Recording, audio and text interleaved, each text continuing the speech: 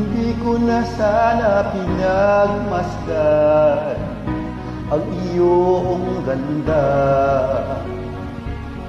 at hindi na rin pinansin pa bawat ngiti mong may gayuma.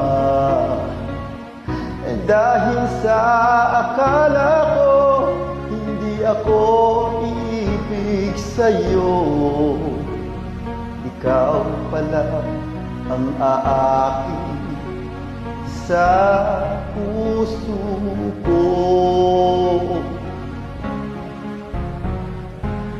Kaya ngayon'y laging gulong-gulo ang puso ko't isipan.